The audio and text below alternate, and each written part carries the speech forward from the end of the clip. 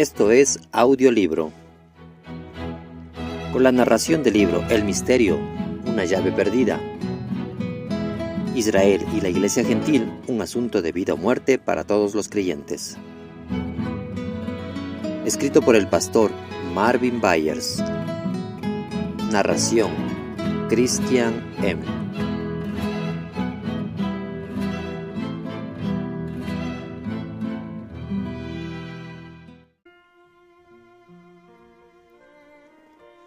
Capítulo 11. Del prisionero proviene la proclamación de emancipación.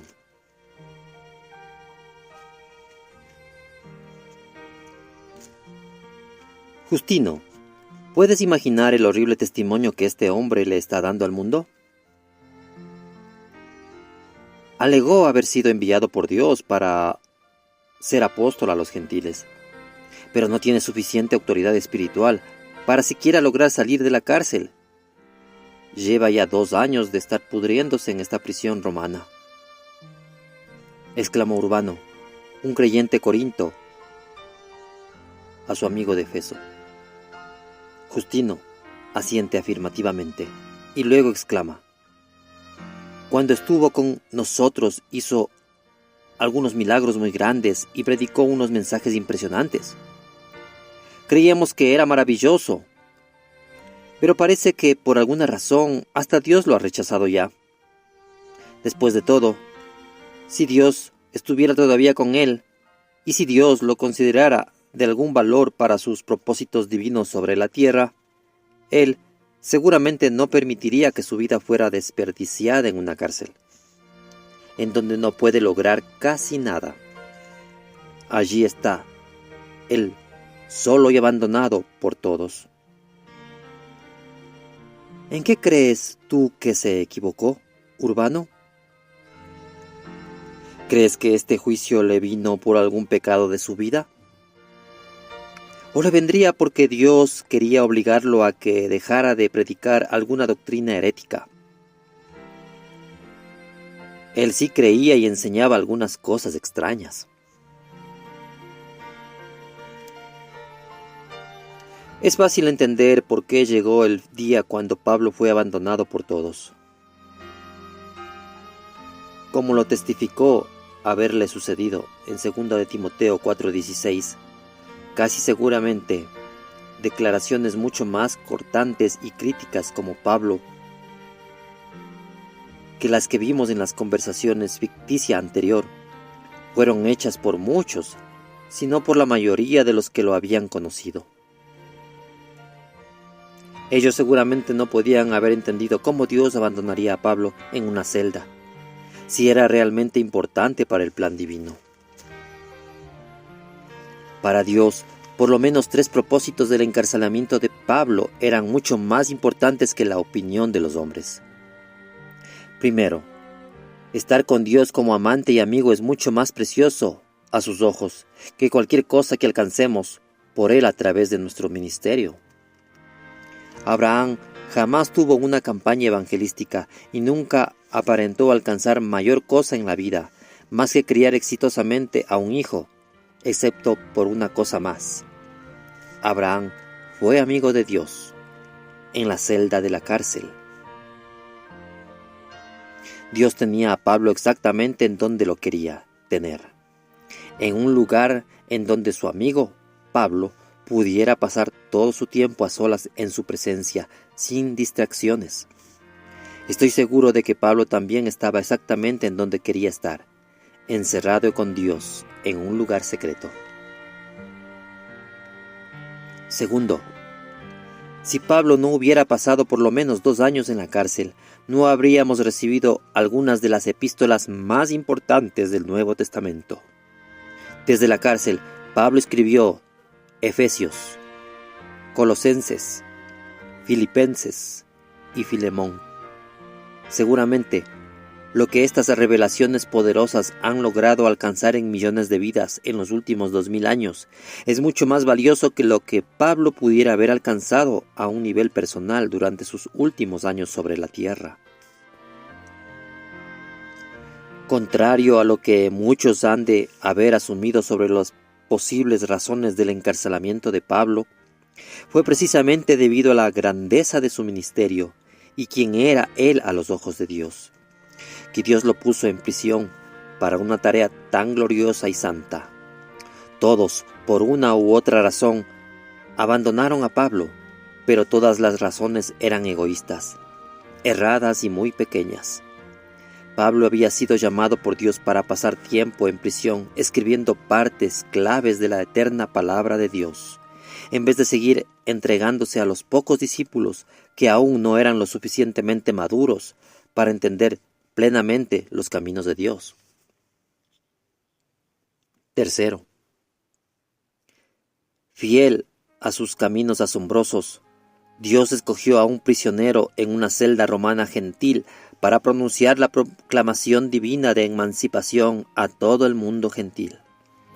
Las aseveraciones más claras en toda la Biblia en cuanto a la liberación gentil aparecen en Efesios y Colosenses, escritas por uno que era prisionero. Pablo declara que, aun cuando Abraham Lincoln declaró que los esclavos en los Estados Unidos eran libres, su proclamación de emancipación no hizo de ellos ciudadanos. Pero el Espíritu de Dios, a través de Pablo, declaró que los gentiles eran libres de la esclavitud y de la maldición del pecado, y al mismo tiempo eran hechos ciudadanos del reino de Dios. La fuerza del pecado para traer muerte al hombre se encuentra en la ley, 1 Corintios 15:56, Romanos 7 del 7 al 11.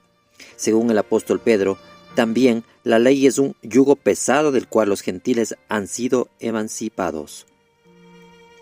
Ahora pues, ¿por qué tentáis a Dios, poniendo sobre los cerviz de los discípulos un yugo que ni nuestros padres ni nosotros hemos podido llevar?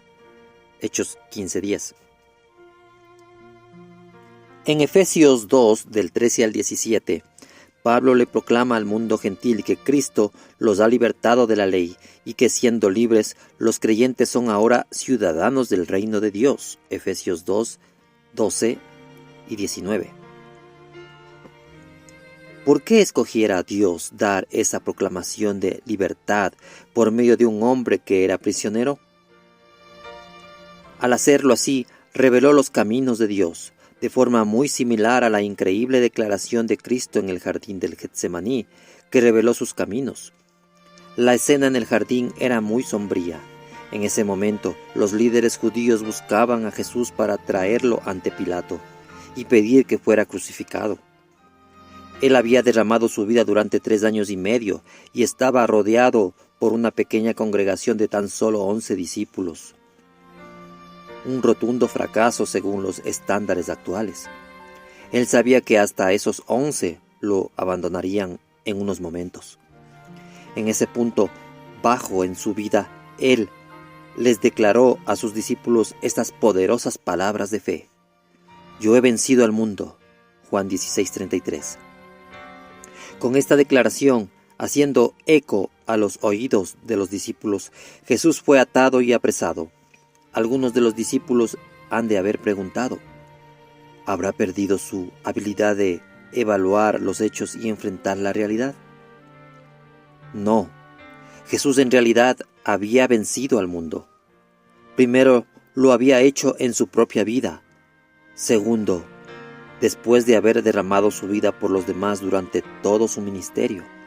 Él sabía que su mensaje alcanzaría los confines de la tierra y finalmente alcanzaría la victoria y daría libertad a otros. Por supuesto, su muerte en la cruz sellaría su victoria. Sufrir para que otros sean libres es un aspecto vital del mensaje de la misma cruz que Cristo ha pedido que nosotros llevemos diariamente. Pablo les dijo a los colosenses, ahora, me gozo en lo que padezco por vosotros y cumplo en mi carne lo que falta de las aflicciones de Cristo por su cuerpo, que es la iglesia. Colosenses 1:24. Y a los efesios les escribió esto. Por esta causa, yo Pablo, prisionero de Cristo Jesús por vosotros los gentiles. Efesios 3:1. Y a los corintios les explicó. Porque nosotros que vivimos siempre estamos entregados a muerte por causa de Jesús, para que también la vida de Jesús se manifieste en nuestra carne mortal. de manera que la muerte actúa en nosotros y nosotros la vida. Pero teniendo el mismo espíritu de fe, conforme a lo que está escrito, creí, por lo cual hablé. Nosotros también creemos, por lo cual también hablamos. Segunda de Corintios 4, del 11 al 13. Entonces, ¿no es apropiado así como profundamente simbólico que la palabra de fe que dio libertad a los gentiles proviniera de alguien que estaba en cautiverio, atado por cadenas gentiles? En medio de la aparente derrota y pérdida, la poderosa palabra de fe proviene de Pablo, quien declara que las circunstancias externas deben rendirse ante las realidades celestiales. Externamente él estaba encadenado, pero internamente su espíritu había sido liberado de toda atadura. La proclamación de Pablo, inspirada divinamente, anunciaba que esta libertad está disponible a todos los gentiles por medio del poder de la cruz y la obra de Cristo, el libertador. ¡Qué declaración de fe para un hombre que estaba encadenado, sin esperanza, y qué precio el que pagó para haber proclamado el mensaje de emancipación al mundo gentil! La razón por la cual había sido encarcelado era porque Pablo le había proclamado libertad al mundo gentil. Después de explicarles a los efesios que los gentiles pueden ser conciudadanos de Israel a través de Cristo, Pablo declara que fue por esta causa o mensaje que él fue prisionero por los gentiles, Efesios 3.1. Luego en Efesios 3.2 él sigue escribiendo: si es que habéis oído de la administración de la gracia de Dios, que me fue dada para con vosotros, que por revelación me fue declarado el misterio, como antes lo he escrito brevemente, leyendo lo cual podéis entender cuál sea mi conocimiento del misterio de Cristo, misterio que en otras generaciones no se dio a conocer a los hijos de los hombres, como ahora es revelado a sus santos apóstoles y profetas por el Espíritu, que los gentiles son coherederos y miembros del mismo cuerpo, y copartícipes de la promesa en Cristo Jesús por medio del Evangelio. Efesios 3, del 2 al 6. Aquí Pablo explica que él ya antes había escrito brevemente una explicación de algo que él ahora llama un misterio. Al escribir una carta y mencionar algo que ya hemos escrito, casi siempre nos referimos a pensamientos que expresamos anteriormente en la carta. Esto es también lo que Pablo quiere decir. Pablo se refiere a lo que él ya había escrito antes en Efesios 2 del 11 al 22 en cuanto a la relación entre los judíos y los gentiles. Ahora él denomina esta verdad un misterio. ¿Cómo podemos estar seguros? Porque en Efesios 3:6 él finalmente define el misterio y dice que es que los gentiles son coherederos y miembros del mismo cuerpo y copartícipes de la promesa en Cristo Jesús por medio del Evangelio. Pablo ya había explicado esto en Efesios 2:16 al escribir que Dios había reconciliado a judíos y gentiles en sí mismo, en un cuerpo. Entonces, el misterio de Efesios 3:6 es revelado primero en Efesios 2:16. Es que los judíos y los gentiles pertenecen al mismo cuerpo o iglesia. Efesios 1:22 al 23. Al comparar la definición de Pablo del misterio en Efesios 3:6 con lo que ya había escrito en Efesios 2, encontramos una prueba adicional de que ambos pasajes tratan con la misma temática. Pablo explica que mientras que antes los gentiles eran ajenos a los pactos de la promesa, Efesios 2:12, ahora son coherederos y copartícipes de la promesa en Cristo Jesús, Efesios 3:6. ¿Cuán importante es realmente este misterio, que revela la emancipación de los gentiles, que ya no son esclavos, sino que los hace conciudadanos de Israel? En el capítulo 8 vimos que Pablo fue prisionero porque predicó este misterio por todo el mundo gentil. Él asevera esto claramente en Colosenses 4 del 3 al 4, en donde exhorta: orando también al mismo tiempo por nosotros, para que el Señor nos abra puerta para la palabra, a fin de dar a conocer el misterio de Cristo, por lo cual también estoy preso para que lo manifieste como debo hablar.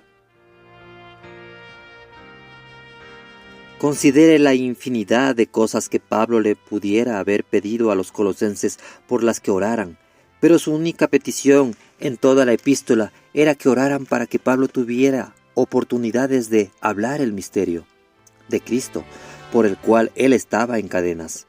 Efesios 3:1 también indica que Pablo fue hecho prisionero debido al misterio de la unidad entre los gentiles y los judíos. En los siguientes capítulos empezaremos a ver por qué Pablo quería que el mundo conociera y entendiera este misterio. También veremos la tremenda pérdida de bendición espiritual y de vida que la Iglesia ha sufrido debido a que este mensaje, en pocas excepciones, ya no es parte del Evangelio que se predica actualmente en la Iglesia. La importancia que Pablo le da a este misterio es indicada por el hecho que él se refiere al misterio 16 veces en 11 distintos pasajes en el Nuevo Testamento. Algunos han asumido que Pablo estaba escribiendo acerca de más de un misterio de estos pasajes. No obstante, un examen detenido de los términos descriptivos que él usa para referirse al misterio muestra que realmente solo hay un misterio involucrado. Para que el texto principal de este libro no se llene innecesariamente, incluí al final el apéndice A. Al final de este libro estará el apéndice A disponible, que muestra que podemos estar seguros de que Pablo trata con un solo misterio de Dios en sus epístolas. En los capítulos siguientes también veremos que Pablo considera este misterio de suprema importancia para la vida de todo creyente. Por tanto, es ilógico que Pablo usara ligeramente este término para referirse a varios pensamientos secundarios diferentes. El misterio que Pablo predicó es el mensaje de la emancipación gentil y provino de un judío encarcelado. Pero este judío amó la verdad y al cuerpo de Cristo lo suficiente para hablarle libertad a los demás, al costo de su propia libertad.